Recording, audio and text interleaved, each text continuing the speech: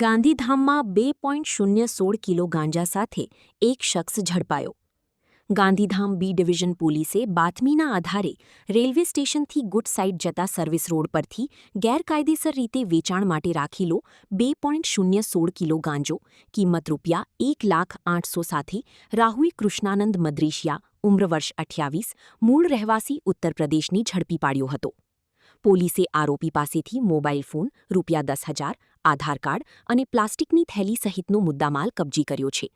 ગાંજાનો જથ્થો આપનાર રાઘવેન્દ્ર રાય રહી બિહારની ઝડપી પાડવાનું બાકી છે.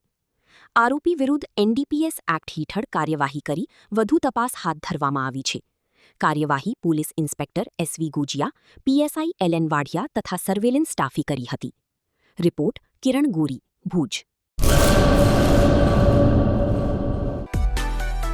માં motor driving, safe and sure driving. Driving એ શોખ સાથે આપની મોટી જવાબદારી પણ છે. અમારા ઇન્સ્ટ્રક્ટર દ્વારા સચોટ અને સરળ માર્ગદર્શન.